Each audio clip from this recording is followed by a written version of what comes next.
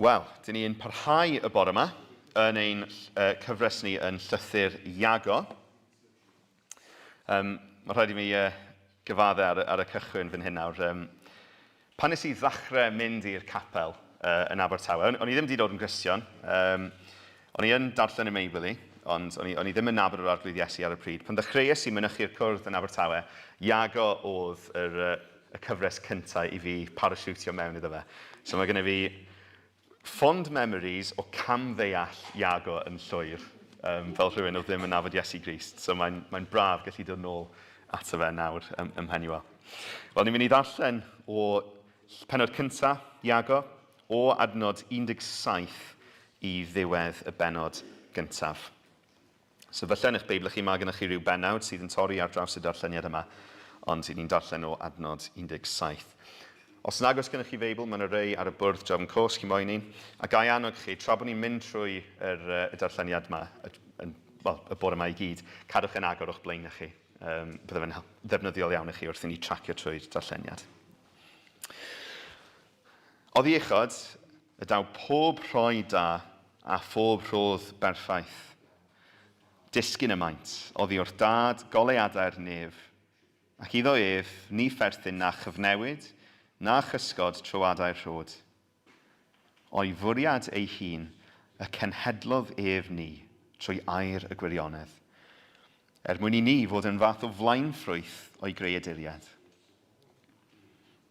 Ystyriwch fy nghyfeillion annwyl. Rhaid i bob un fod yn gyflym i wrando, ond yn araf i lefaru, ac yn araf i ddigio. Oherwydd nid yw dicter dynol yn hyrwyddo cyfiawnder Duw.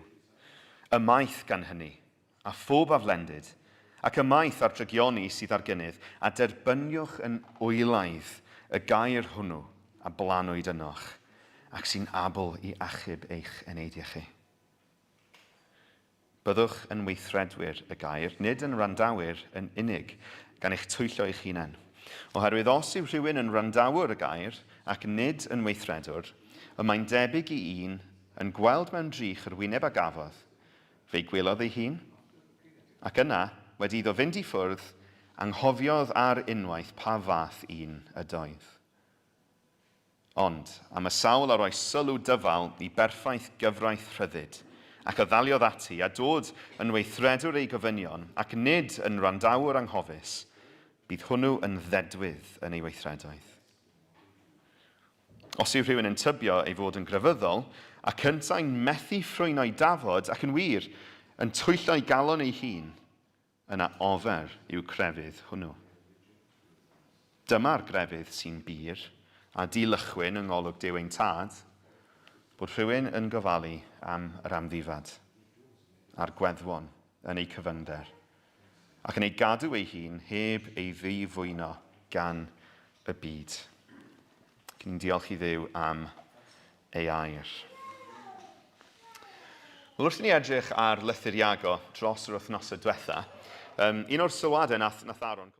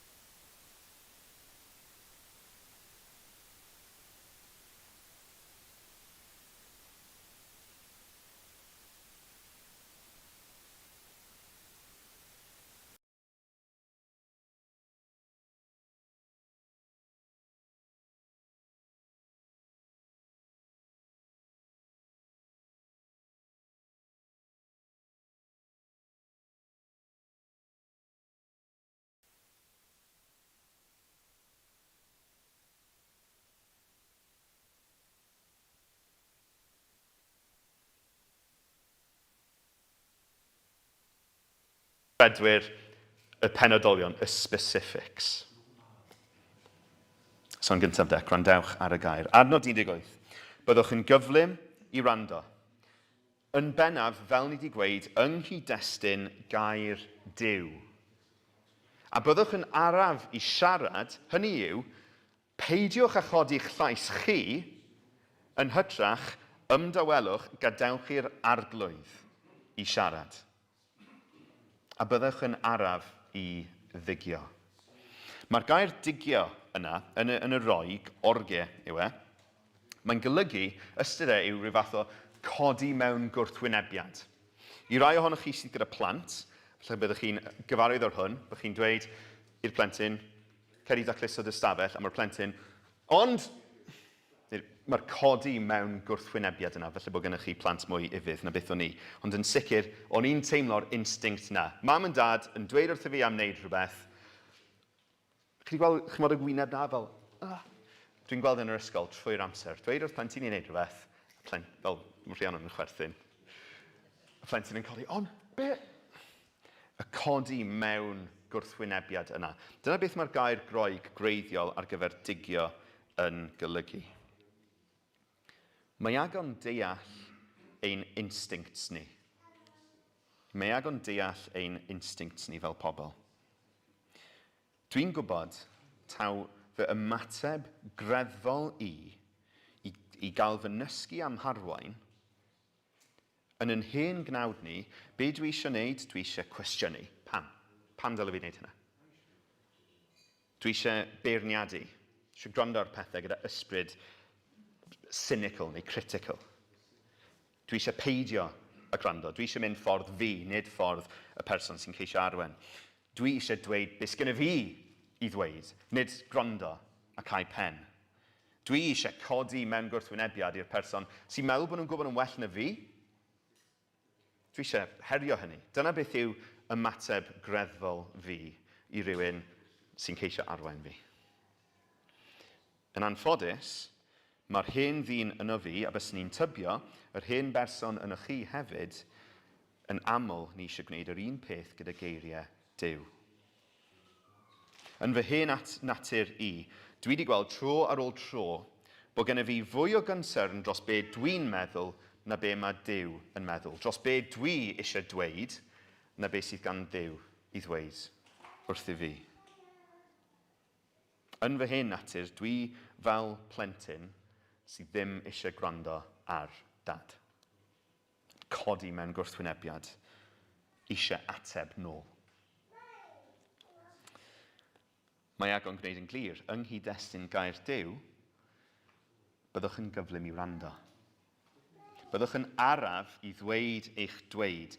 Dylen ni eisiau clywed geiriau Duw, nid ein geiriau ni. A pheidio wedyn a chodi mewn gwrthwynebiad wrth i ni gael ein dysgu. Na, yn hytrach, mae Iago'n dweud, ymaith ar drygioni, ymaith ar instincts yna sydd eisiau herio yr arglwydd Dduw, be ni fod i wneud? I dderbyn y gair. Y gair sydd eisoes wedi rhoi calon newydd i ni, sydd yn brwydro yn erbyn yr hen gnawd yna. Yr hen gnawd sydd eisiau mynnu ffordd i hun, diolch i Dduw, mae'r arglwydd wedi rhoi calon newydd. Mae wedi creu ni o'r newydd, fel ein bod ni'n gallu dweud na i'r hen gnawd, cad y ben, dwi'n mynd i wrando ar yr arglwydd. Mae Iago'n cydnabod reality ymwneud â gair Duw fan hyn. Nawr, i'r Cristion sydd wedi engeni o'r newydd drwy'r ysbryd glân sydd eisiau plygu i gair Duw, mae hwnna'n gofyn am agwedd calon penodol iawn. Mae'n galw am ostyngeidrwydd, humility. Mae hwn yn rhywbeth mae rhaid i ni fagu yno ni'n hunain.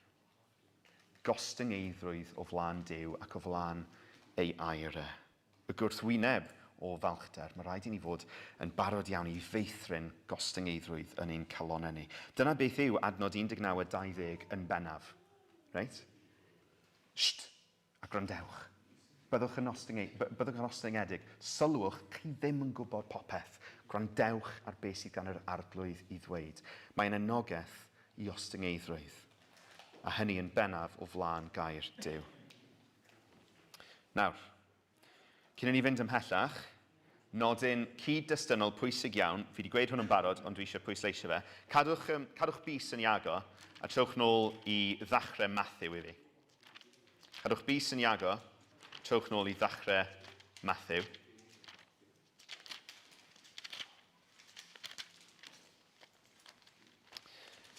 Okay. Pan oedd Iago yn sgwennu ei lythyr, dyw hwn ddim yn mynd i gweithio os chi ar ffôn, by the way, sorry. Ond pan oedd Iago yn sgwennu ei lythyr, hyn i gyd ddim wedi cael ei sgwennu eto.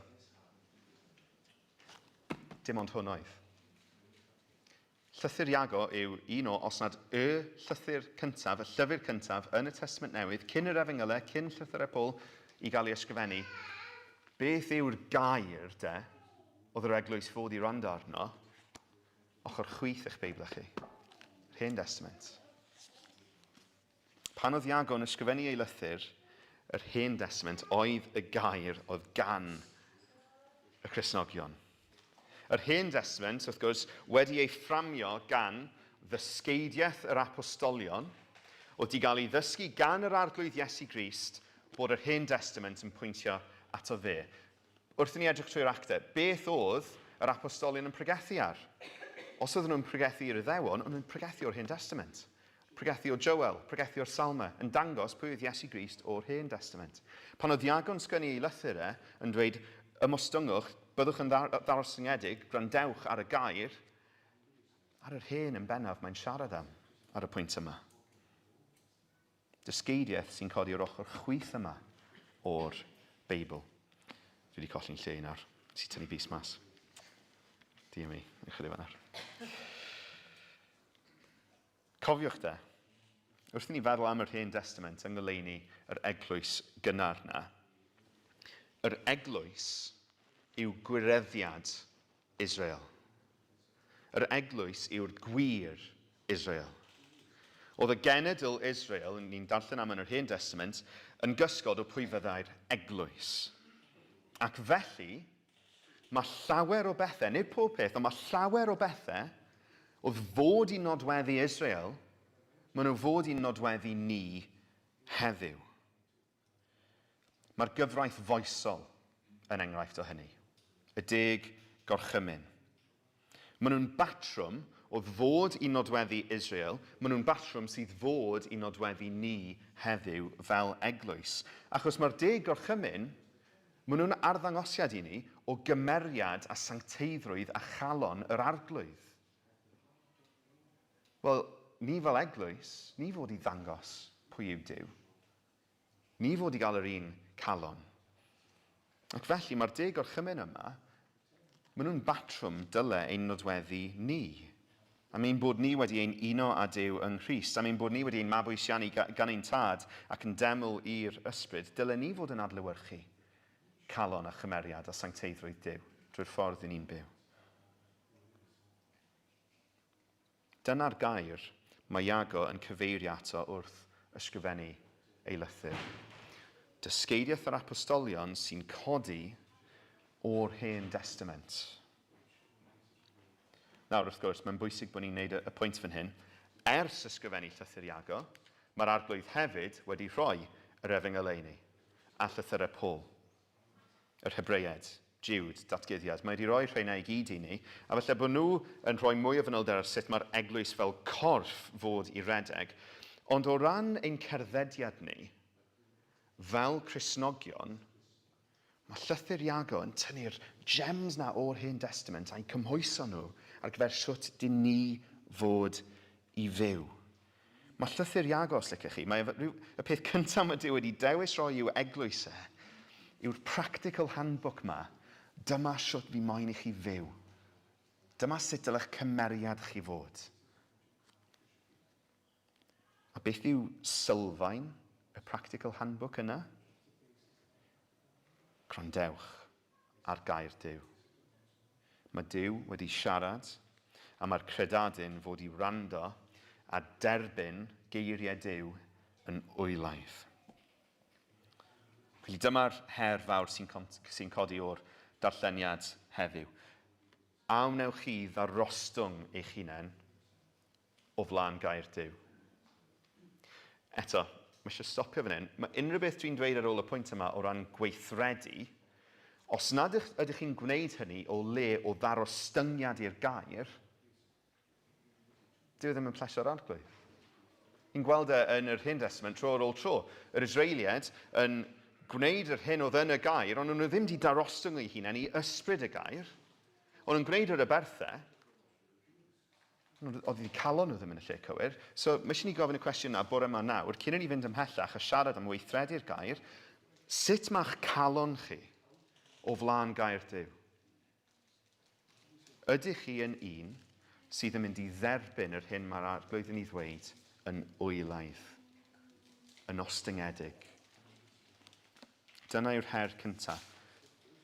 Os ych chi'n teimlo, na dwi ddim yn y lle yna nawr, dwi'n mynd i gario ymlaen, ond gweddiwch chi nawr arglwydd darostwng fi. Rho fy nghalon yn y lle cywir mae e angen bod o flaen dy air di. Dyle fod yn awdurdod ar fy mywyd i.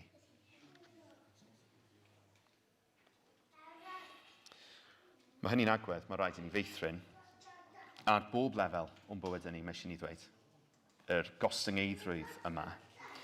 Fel unigolion o flaen Duw, fel plant i'n rhieni ni, fel gwyr neu gragedd, fel rhieni, fel aelodau mewn eglwys, fel aelodau dan ofal henadur, fel gweithwyr yn ein gweithleoedd ni, fel plant mewn ysgolion, pwy bynnag ydy ni, mae eisiau ni bod yn bobl ostyngedig a sylweddoli, dim ots beth yw'r sefyllfa ni ynddo, dim ots pa perthynas ni'n sôn am, mae gan gair Duw rhywbeth i'w ddweud wrthyn ni, a mae rhaid i ni ddarostwng i'r gair ym mhob cyd-destun. Dim ots beth yw'r cyd-destun yna. So beth mae darostwng i'r gair yn edrych fel de?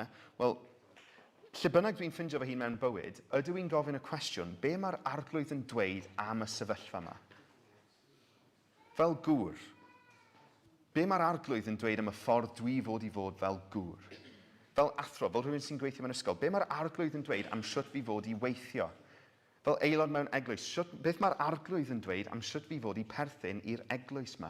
Mae gan yr arglwydd rhywbeth i ddweud am bob sefyllfa, beth mae'r galon darostyngedig yn wneud? Mae'n ceisio gair yr arglwydd yn gyntaf, yn derbyn y gair yna'n oelaidd, a'n sylweddoli bod y gair yna mae'n gymwys i bob sefyllfa. Nawr, sa'n gwybod amdano chi, dwi'n euog iawn o beidio a gwneud hynny. Dwi'n un o'r manteision o fod yn briod i Elen, mae sawl mantais o fod yn briod i Elen, ond un o'r manteision o fod yn briod i Elen yn ei gwaith hi fel cwnselwraig yw dwi'n cael psychoanalysis am ddim. A mae'n debyg bod gen i fi personoliaeth fixer. Felly bod rai ohonych chi wedi dod ar dros y term yma, fixer.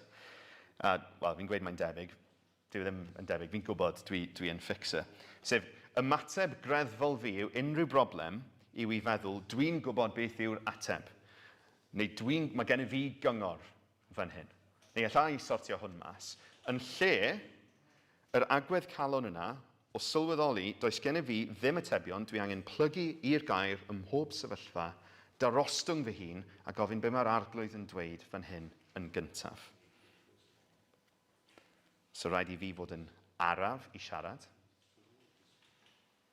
yn gyflym i wrando. Be mae e'n dweud sydd fwyaf pwysig? Achos, be mae Iago wedi dweud am ei gymeriadau?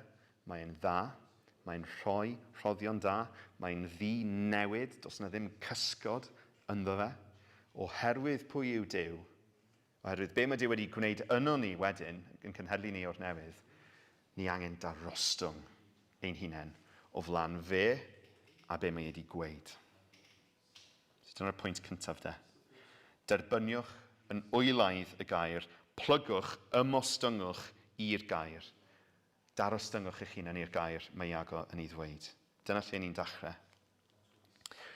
Ond, ni fod i wneud mwy na just cael ceg a gwrando. Pan i ni wedi gwrando, wedyn mae angen gweithredu. Pan mae Duw wedi siarad â ni trwy ei air, a phan dyn ni wedi gwrando, i ni fod i fyw hynny allan, i ni fod i ymateb. Mae angen i ni fod yn weithredwyr. A ni'n gwneud y caveat yma bob tro, wrth gwrs, mae rhaid pwysleisio. Nid mwyn cael ein achub, ni wedi cael ein achub, ni wedi ein cenhedlu o'r newydd gan y gair yn barod, i ni yn greadigaeth newydd. Ac pan mae'r greadigaeth newydd yn ni yn clywed yr hyn mae Duw wedi dweud, fe fydd na ymateb.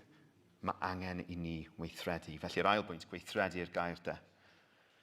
Fel ni eisoes wedi gweud, mae hynny ond yn digwydd o le o ostyngeidrwydd, sydd wedi cael ei fframio gan bopeth mae Iago eisoes wedi dweud.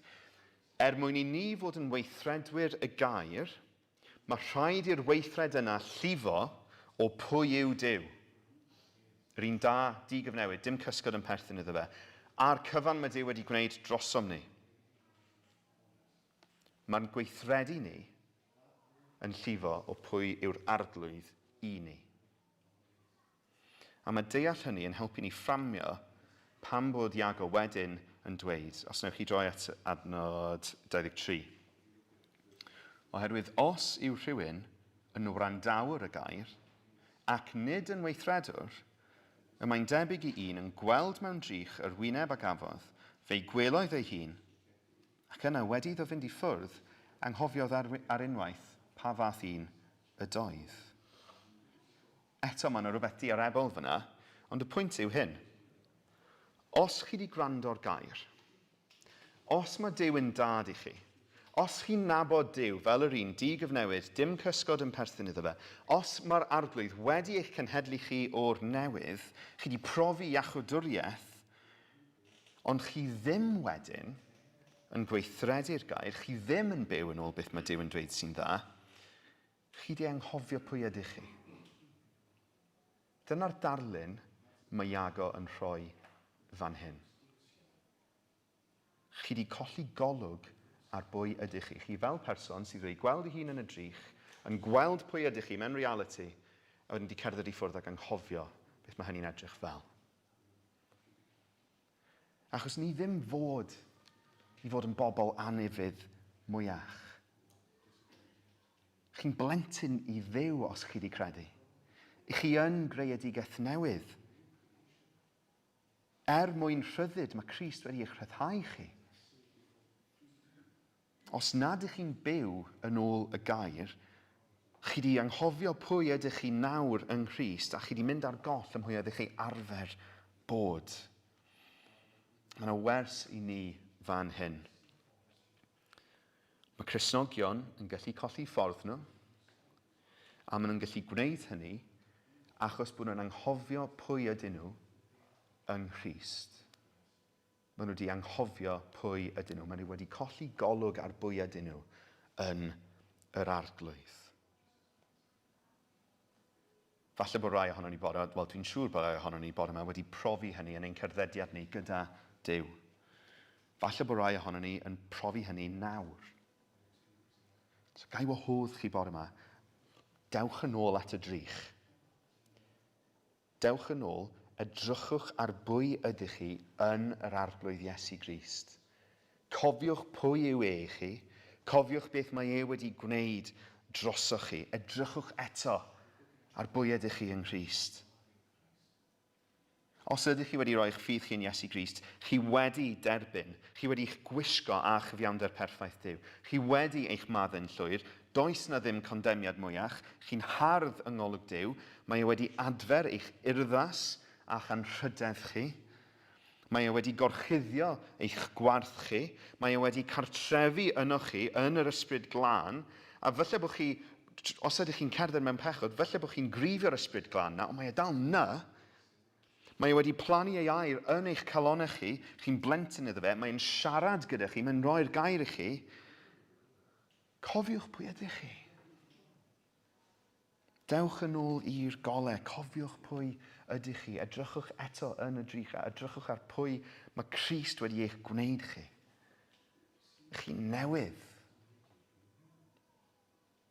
Os ydych chi'n teimlo bore yma bod chi wedi colli eich ffordd, dewch yn ôl at y drych a cofiwch pwy ydych chi yng Nghrist. Does na ddim ateb arall.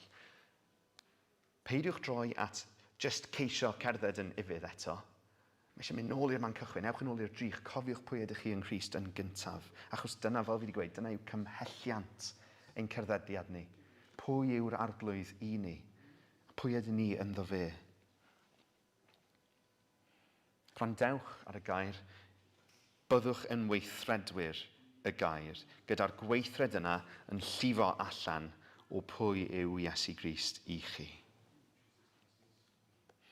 Adnod 25. Trowch ato fe, mae Iago'n dweud, y sawl a roes sylw dyfal i berffaith gyfraith ryddid ac a dhaliodd ati a dod yn weithredwr ei ofynion ac nid yn wrandawr anghofus, bydd hwnnw yn ddedwydd yn ei weithredoedd.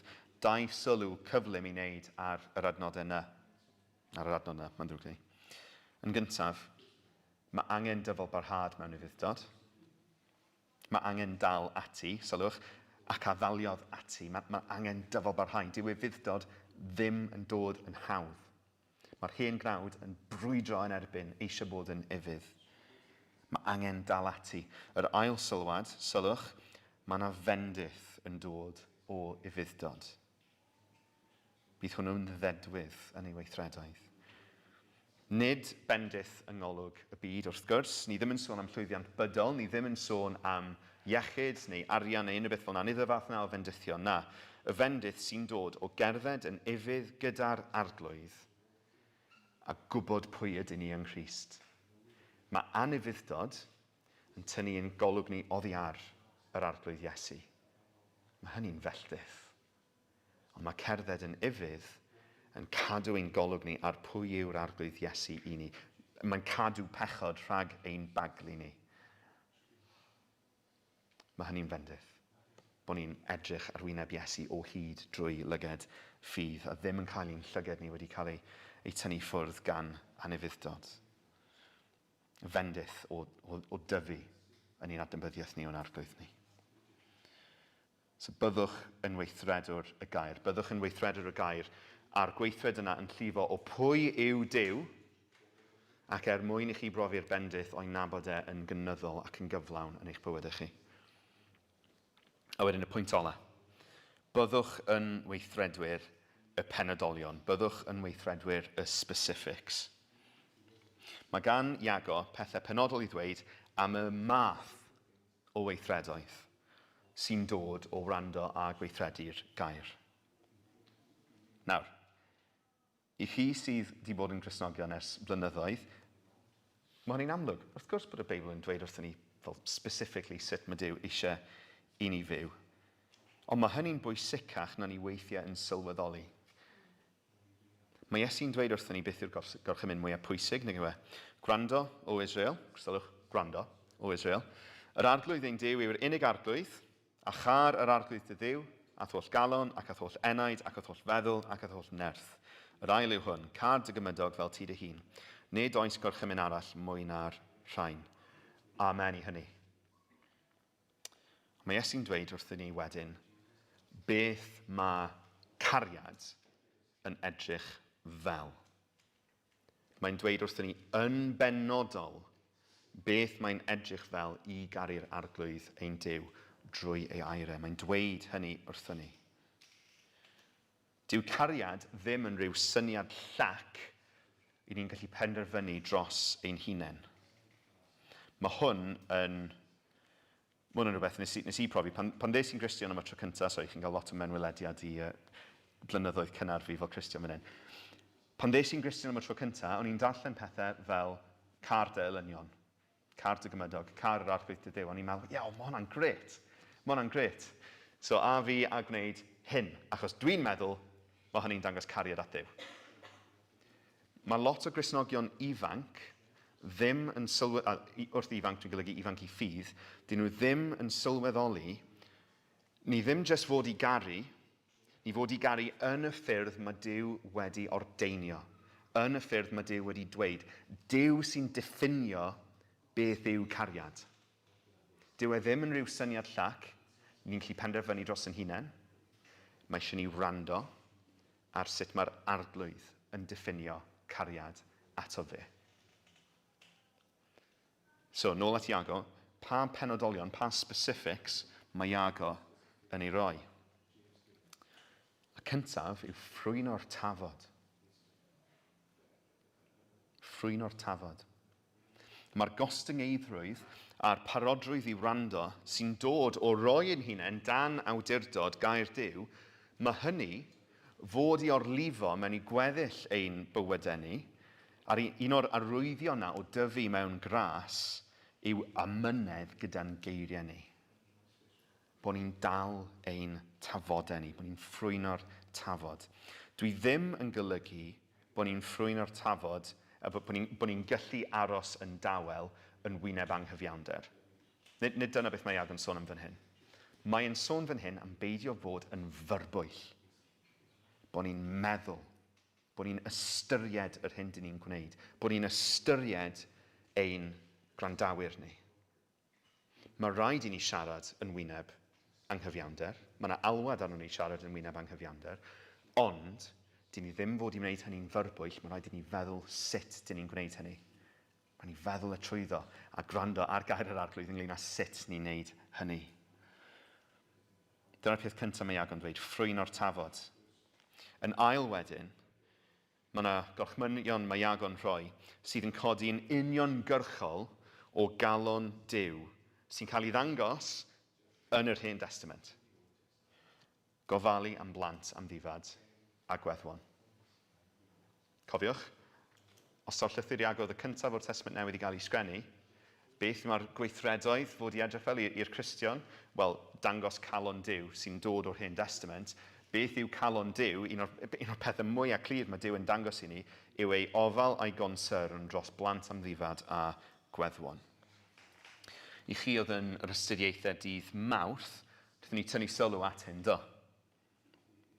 Yn llythyr Eseia, beth yw un o'r cwynion mae Eseia yn dod gyda yn erbyn arweinwyr Israel, y mae dy arweinwyr yn wrthryfelwyr ac yn bartneriad lladron, y maent i gyd yn caru cildwr ac yn chwilio am wobrau, a beth yw'r ultimate thing dyn nhw ddim yn neud? Dyn nhw ddim yn amddiffyn yr amddifad, ac ni roddan sylw i gwyn y weddw.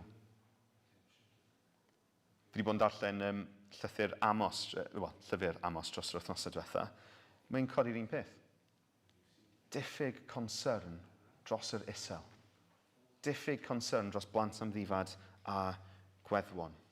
Mae Duw yn dangos ei galon dyner at y bobl vulnerable yma yn yr Hen Testament. Mae'n amlwg, mae Duw yn rhoi yng nghyfraith sifil Israel mwyn amddiffyn nhw. Dy'r arglwydd ddim di newid, na, mae'n ddigyfnewid. Mae ganddo fe'r un concern heddiw dros y gwan a'r isel. Mae Iago'n dweud, mae crefydd go iawn sydd yn llifo o pwy yw Duw, lle mae Duw wedi achosi newid a roi natur newydd i ni fod i adlewyrchu calon yr arglwydd at blant am ddifed a gweddwon. I ofalu. O fewn yr eglwys a thu allan iddi hefyd. Chi'n gweld bod mae'r bywyd oedd yr eglwys, gfore a ni heddiw, fod i fyw, mae'n ffindio'i tarddiad yn pwy mae Duw eisoes wedi dangos ei hun i fod yn yr Hen Testament. So cwestiwn de. Sut mae'ch calon chi tuag at yr isel? Os wnawn ni ehangu'r categori yna i bawb mae Duw yn sôn am yn yr Hen Testament, at blant am ddifad, at weddwon, at y tlawd, at y dieithryn, y foreigner, at yr henoed. Ydyn ni fel eglwys yn cael ein nodweddu gan gariad a gofal a chonsern dros y bobl yna. A mae hynny'n golygu mwy na just, oes na rhywun yn yr eglwys yn edrych ar ôl gweddwon? Os felly, box ticked. Na. Dyma beth mae Iago'n dweud yw gwir grefydd ar gyfer bob un ohono ni fel unigolion. Bod gynnon ni i gyd y galon yna o ofal a chonsern dros y rhai sydd yn isel. Mae llythyr Iago, mae'n practical handbook ar gyfer yr eglwys, ond ar gyfer Cristnogion unigol hefyd. Oes gynnon ni gonsern dros y rhai isel? Ydyn ni'n dangos hynny? Gweddiwch dros galonau sydd yn adlewyrchu calon yr arglwydd at y gwan ar isel. Gwrandewch ar beth mae'n dweud, peidiwch bod fel Israel yr Hen Testament, peidiwch anwybyddu achos y gweddw ar amddifad. I ni fod i championio achos y gweddw ar amddifad. A wedyn, y peth olaf, beth yw'r specific olaf mae Iago yn ei roi? Mae'r arglwydd yn dymuno i ni beidio a chael ein difwyno gan y byd.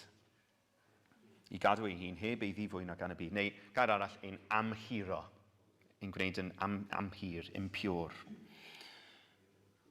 Sut ni'n neud na? Cael drws ar y byd? Cael hun yn ei ffwrdd? Sicrhau, ni ddim eisiau cael ein difwyno gan y byd, so fi angen cael drws, gwneud yn siŵr bod y byd yn cael ddim byd i wneud y fi. Dwi'n saff fan hyn, dwi'n gallu aros yn lan fan hyn, a na fe. Naga. Achos ni yw corff Crist yn y byd heddiw. Ni yw'r corff sydd yn cynrychioli'r Meseia ddath o'r tad atom ni, nath wisgo cnawd mewn byd syrthiedig, a mwy na just estyn allan at bechaduriaid, nath e fyw yn ei plith nhw. Nath Iesu Grist mwy na just outreach. Nath e bywyd, ochr yn ochr, a bechaduriaid. Ffrind i bechaduriaid. Dyna beth oedd i elynion yn dod â fel cwyn yn ei erbyn e. Cofir, ffrind i bechaduriaid. Dyna pwy oedd yn arglwydd ni. Dyna oedd calon ein arglwydd ni. Dyna'n calon ni. Ffrind i bechaduriaid, ffrindiau i bechaduriaid. Wrth gwrs, mae rhaid wneud pwynt really pwysig fan hyn. Nath Iesu bywyd gyda pechaduriaid. Nath e byw yn ei plith nhw, ond gath e byth i amhiro gyda nhw. Nath e byd byth amhiro Iesu Grist. Gath e byth i ddifwyno mewn unrhyw ffordd. Oedd e'n hollol berffaith. Oedd o gwrthwyneb yn digwydd gyda Iesu Grist. Pan oedd e ymhlith pechaduriaid, nid amhirdeb oedd yn dod ato fe, ond pirdeb yn llifo allan atyn nhw. Iachad ysbrydol, iachad corfforol hefyd, yn llifo allan o nhw gath i newid. Nid fe. Pirdeb yn llifo allan o Iesu Grist i'r rhai o'i cwmpas nhw. A fe yn aros yn ddibechod. Fi wastad yn gofyn i Elen i proofreadio pregethau i fi. A nath hi'n neud y sylw neithwr. Mae Iesu Grist bach fel antibac ysbrydol, nag yw e? Ti'n methu gwneud antibac, antibacterial, yn frwnt. Achos mae'n lladd unrhyw frwnt ni. Beth mae antibac yn neud, mae'n gorlifo ac yn glanhau pethau eraill. Fel nath Iesu, dyn ni i fod yn y byd, nid o'r byd, ond yn y byd, gyda daioni ein arglwydd ni yn llifo allan ohono ni. Heb amhirteb yn llifo i mewn. Wrth gwrs, mae yna falans yn hynny. Nid ni yw Iesu Grist, dyn ni ddim yn berffaith, dyn ni ddim heb bechod. Mae rhaid ni fod yn ymwybodol o wendidau'r cnawd. Mae yna rai sefyllfaoedd, dylen ni fel unigolion ddim fod yn rhoi yn hunain ynddyn nhw. Mae yna ddoethineb yn dweud, nid fi yw'r person i fod fyna. Ond mae yna perygl ar yr ochr arall wedyn. Syrthio i feddwl, nid fi yw'r person i fod yn unman. Cau'r byd allan fel yr ateb mwyn ceisio cadw ein hunain yn byr. Nid dyna yw'r ateb o gwbl. Dyw'r darlun yma ddim yn berffaith, ond chi ddychmygu i fi, pwll o ddŵr. Pwll o ddŵr sydd yn rhan o wely afon. O'r tarddbwynt, heibio'r pwll, lawr y llif, downstream, mae yna ryw anifail wedi marw. Mae yna haint ar y corff. Wel, i gadw'r haint rhag cyrraedd y pwll, swn ni'n gallu cau'r pwll off. Swn ni'n gallu cau'r pwll off rhag y llif yn gyfan gwbl. Be sy'n digwydd i'r dŵr tu mewn i'r pwll wedyn? Mae'n mynd yn stagnant. Mae'n mynd yn bwdwr. So, dwi'n gwybod os chi wedi bod yn cerdded eriod lawr o Jewsons Aberteifi, lawr tuag at canolfan bywyd gwyllt Cilgeran. Wel, os wrth chi cerdded ar hyd y cycle path fyna, chi'n cyrraedd pwynt a mae yna rhyw ddrewdod ofnadw, achos mae yna darn o ddŵr di gael ei torri off gan y cycle path rhag yr afon. So beth sydd ddim yn digwydd? Does yna ddim dŵr yn dod mewn, does yna ddim dŵr yn glanhau, mae'r dŵr yn mynd yn stagnant. Mae'r eglwys yn gallu bod fel yna. Os ydyn ni'n cau'r byd allan, hynny yw y byd mae Duw yn dymuno ei gyrraedd, i ni'n torri ein hunain i ffwrdd o waith Duw, o fendith Duw yn gweld achubiaeth. Beth yw'r ateb de? Beth yw'r ateb o sicrhau bod yr haint ddim yn cyrraedd y pwll? Yr ateb yw bod y pwll wastad yn llawn o'r llif sydd yn dod o'r tarddbwynt. Duw yw tarddbwynt bywyd a gras a gwirionedd. Mae eisiau i'r byd, yr haint, mae eisiau i'r byd dderbyn y bywyd na. A mae eisiau gwneud hynny trwy ni fel eglwys yn cyhoeddi'r efengyl yn y byd. Mae rhaid ni gydnabod fel eglwys, mae yna aflendid downstream. Mae'r byd yn amhir, ni'n byw mewn byd syrthiedig. Ni'n cael ein galw i fyw mewn ac i dystiolaethu i byd sydd dal yn galw Satan yn dywysog arni. Beth yw'r ateb? Nid cau ein hunain i ffwrdd, ond bod mor llawn o gras a gwirionedd, bod na ddim lle i'r amhurdeb ddod mewn. Dyna'r ateb. I genhadu mewn byd syrthiedig, mae eisiau ni ddim cael drws arni. Mae eisiau ni fynd ati hi, ond bod mor llawn o gras a gwirionedd ac o'r ysbryd glân ac o gair Duw, bod na ddim lle i'r amhurdeb ddod yn ôl i mewn. Yr ateb i beidio gael ein amhiro gan y byd yw'r ateb i gyrraedd y byd. Achos pan y'n ni'n llawn gras a gwirionedd ar ysbryd glân, be mae gwydr sy'n llawn yn neud pan chi'n treol rhoi mwy mewn, mae'n gorlifo. Gras yn gorlifo i'r pobl yn cwmpas ni. Gwirionedd yn gorlifo i'r bobl yn cwmpas ni. Os ni eisiau peidio gael ein amhiro, ein difwyno gan byw yn y byd, mae eisiau ni fod yn llawn o bethau Duw. Os ni eisiau cyrraedd y byd gyda'r efengyl, mae rhaid ni fod yn llawn o bethau Duw. Yr ateb i gyrraedd y byd yw'r un ateb i beidio gael ein amhiro gan y byd. I fod yn llawn gras a gwirionedd fel oedd yr arglwydd Iesu. Yr un dyn ni nawr yn gorffydd fe yn y byd. Mae Duw wrth gwrs yn gallu, ac yn aml iawn mae e'n defnyddio ni despite ourselves. Oherwydd ein diffyg i fyddod, oherwydd bod ni ddim yn llawn gras a gwirionedd, ond dymuniad Duw yw delio gyda ni yn gyntaf, llenwi ni, arfogi ni ar gyfer y gwaith, a'n danfon ni i fyw ymhlith pechyduriad fel ein bod ni yn ffrindiau i bechyduriad, a thrwy hynny bod ni'n gweld pechyduriad yn cael ei achub fel ceithon ni ein hachub. Amen.